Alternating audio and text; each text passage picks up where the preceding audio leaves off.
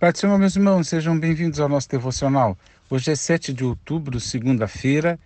Deus te abençoe e te dê uma semana abençoada. Estamos lendo aqui hoje Isaías 43, 7. Todo que é chamado pelo meu nome, que criei para a minha própria glória e alegria, as quais dei forma. Este verso, ele ele fala a respeito do resgate de Israel, né? De como Deus vai convocar o seu povo e Deus aqui ele faz promessas, promessas inclusive que a gente canta e de alguma forma a igreja toma para si, mas está falando de Israel. Lembra aquelas palavras que cantamos? Se passares pelas águas, serei contigo, pelos rios eles não te submergirão. Se passares pelo fogo, não te queimarás, nem a chama arderá em ti. Né? Então, tudo isso teve fiel cumprimento na história de Israel. Aliás, esse trimestre último, né, de 2024, estamos estudando na Escola Dominical Promessas. E é tão importante esse entendimento das promessas que são para Israel, que, aliás, é a lição da semana que vem. E depois, no outro domingo, portanto, daqui a 13 dias, as promessas para a igreja são distintas. E, Osmar, mas isso é uma obviedade. Pois é, mas muitos crentes, e aqui não vai nenhuma recriminação, nem julgamento, quem sou eu, né? Mas na conversa, nos hinos que se canta, nas conversas que temos com os nossos irmãos, estes textos que têm a ver com Israel são alavancados, né? De forma que a pessoa, se não tomar cuidado, e aliás isso é uma coisa que precisa ser dita na igreja mais uma vez, porque tem sido dito, mas tem sido falado, mas é necessário continuar falando porque parece que a tendência de misturar estas promessas é grande, né? E, enfim, se não, pode acontecer da gente viver num limbo, né? E outros limbos são possíveis. É possível que a pessoa queira viver na graça de nosso Senhor Jesus Cristo, mas também forçando ou estabelecendo alguma obediência à lei de Moisés no sentido religioso mesmo, né? Não, não na essência da lei que a gente acaba cumprindo, porque o Espírito Santo está em nós. Não é disso que eu estou falando, mas naquela insistência de querer cumprir o que já caducou, né? Ou de querer trazer, principalmente, maldições e coisas da lei, quer dizer, não vive nem o Evangelho, ou vive parte dele, e quer também viver parte da lei que já passou. E isso é, para mim, é mais grave. Menos grave, mas também traz confusão, é isso, querer misturar as promessas que são para a igreja com promessas que são para Israel, né? Isso traz confusão. A pessoa ora errado, né? E tem expectativas erradas. Portanto, você está depositando confiança numa promessa que Deus não fez para a igreja, isso só vai dar frustração. E dependendo da pessoa, vai até culpar a Deus. Mas Deus está fora disso, porque ele não prometeu, né? Ah, então, se você ler aqui capítulo 43, você vai perceber que tem a ver com a história de Israel, né? Bom, mas aqui, o que eu quero destacar? Isso fica só esse alerta, mas o que eu quero destacar é o verso que eu li aqui, é que tanto, e aí tem coisa que não é um limbo, é tanto para Israel quanto para a igreja, o que foi falado é o mesmo. E do que é que eu estou falando? De que nós fomos criados para a glória de Deus. Então diz, todo que é chamado pelo meu nome, aqui está falando de Israel, que criei para a minha glória e alegria, e aos quais dei forma. Então, o que Deus está dizendo aqui? É a informação que a gente tem a respeito da criação, né? Que a criação foi feita para a glória de Deus, ao advento, povo de Israel, como também a igreja, né? Que eu quero ler aqui com vocês, Efésios, é o capítulo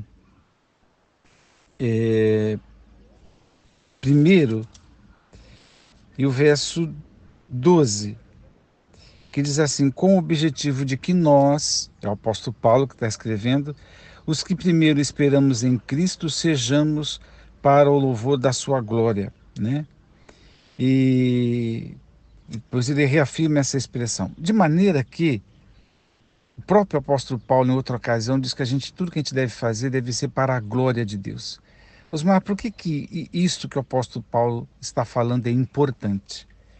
Primeiro, porque para quem está buscando uma identidade, para quem está buscando qual é o meu lugar no mundo, para quem está buscando propósito na vida, para quem já se preocupou com essa questão existencial, um crente não pode cair na angústia de outros pensamentos, né, do que é o homem, para o que foi criado, de onde veio, para onde vai.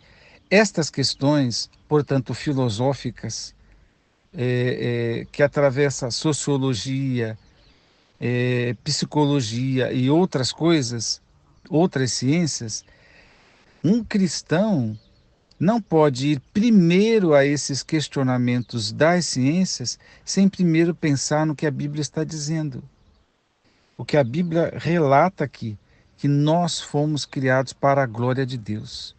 Então, se o propósito da nossa vida é honrar a Deus, refletir a glória de Deus como representantes dele aqui na terra, se compreendermos que o eu centrado, o eucentrismo, o egóico, o eu, né, como queira chamar, que cada vez mais vai se colocando, né, desde da era moderna em que o homem passou a ser o centro, né, isso é uma mudança de paradigma, uma mudança de pensamento.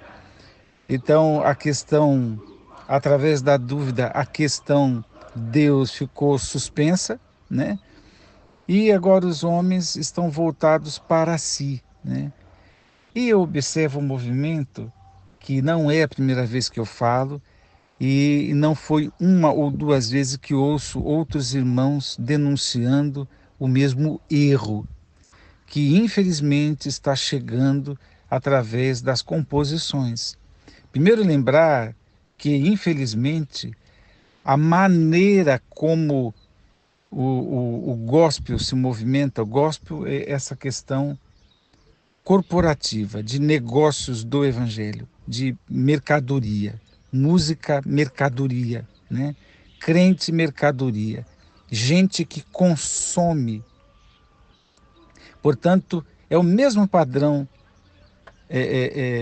capitalista, né, neoliberal, mesmo padrão, o mesmo jeitinho de tirar dinheiro do povo e, enfim, o mesmo jeito, o mesmo jeito que se promove os artistas, os eventos são similares, os eventos agora são feitos para arrecadar dinheiro, para vender, as plataformas são as mesmas, a maneira de juntar o povo e a proposta do evento são os mesmos, né?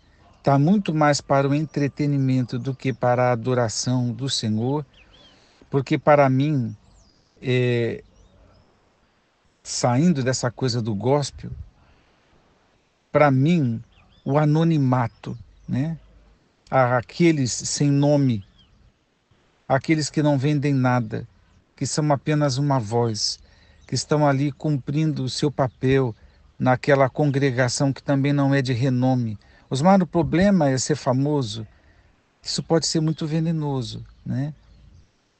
Mas eu ainda acredito que aqueles que estão louvando a Deus com seus inários, seja eles quais forem, com o seu jeito, com a sua liturgia, mas sem a ideia de vender.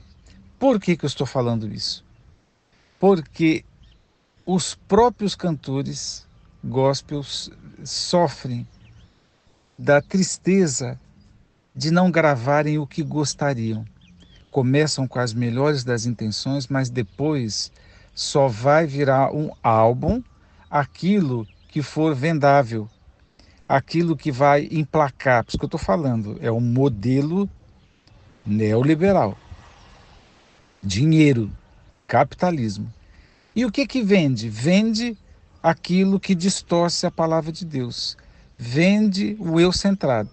Vende as músicas que giram em torno, portanto é uma outra teologia que não é da Bíblia. As experiências, as sagas, as histórias, tudo do homem, né? É, é verdade que na APA até tem hinos que falam da experiência cristã, mas nunca como o homem protagonista, né? E expressões, eu sou o adorador, eu, porque eu, eles estão presentes. Meu Deus, saudades daqueles hinos que apenas diziam a honra, a glória, né? Os hinos que falavam palavras das Escrituras, que enalteciam, né? A majestade de Jesus, o nome de Jesus, a glória de Deus. Saudades, saudades. Eu sei que as composições que saem desse padrão, elas pelo menos deveriam ter doutrina, como é o caso dos hinos mais antigos, agora quase centenários, né? Tem doutrina. Então, de alguma forma, edificam. Mas agora, esses hinos têm um pouquinho de doutrina, é verdade, não estou dizendo que está tudo errado, não, né? Mas a maneira de se posicionar é, sou eu, né? Sou eu, sou eu, sou eu, né? Então, isso é um ponto. O outro é a identidade na vida, né? Porque as pessoas estão procurando saber quem eu sou, o que eu faço e tal. Como eu já disse, não vai entrar na discussão das ciências antes de refletir nisso. E a gente precisa parar para pensar. Porque se a coisa está voltada para nós mesmos, na nossa música, e aí vai uma outra ideia aqui, nas nossas pregações, porque nunca ouvimos tantas pregações que são meramente motivacionais, que ao invés de falar o evangelho na sua integralidade, são motivacionais, né? É o Deus que vai te dar vitória. Uma coisa, ontem foi falado, e mais de uma vez, de que o Senhor acolhe, nos ajuda nas nossas aflições e tribulações. Isso é uma coisa, que o crente precisa ouvir isso, porque no dia que ele estiver passando, ele precisa lembrar da palavra de Deus, desta verdade. Isso é uma coisa. Outra é, é cirandar, né? A coisa está em volta de mimar o crente. E essa é uma característica de muitas pregações. Osmar, você só veio fazer crítica? Não, eu gostaria de que a gente pensasse e se alinhasse e se organizasse na vida, pensando que a gente não foi criado para nós mesmos. Não fomos criados. Olha só, eu não nasci para ser feliz, percebe? Eu não nasci para amar. qualquer coisa que a gente queira dizer, a Bíblia está dizendo que nós somos criados para a glória de Deus. Ser feliz, muito provavelmente, é a consequência disso, deste propósito divino. Amar, conquistar, fazer coisas, inclusive música, né? Já que falamos, inclusive pregar, já que falamos disso, tudo isso vem por causa desta primeira verdade. Ou a gente crê no que a Bíblia está dizendo, ou a gente ainda vai buscar e muito a glória própria, a glória minha, a minha, as minhas visualizações, o quanto eu quero ser visível, aplaudido, o quanto o quanto eu preciso ser mimado, o quanto eu preciso alavancar minha experiência, o quanto as coisas estão centradas no eu, né? Então, esquecer disso aqui pode ser perturbador para o evangelho. Que Deus nos ajude a ter bom gosto, né? E bom gosto tem a ver com músicas que enalteçam a Deus e pregação que seja integral, né? Que não queira apenas, porque a gente fala isso. E todo mundo que fala isso na hora de pregar comete os mesmos erros. Jesus nos ajude. Vamos orar, meus irmãos. Pai eterno, dá-nos a tua graça, dá-nos a tua graça. Nos ajude, Senhor, a lembrar para o que fomos criados. É o que eu peço, Senhor, no nome de Jesus. Amém.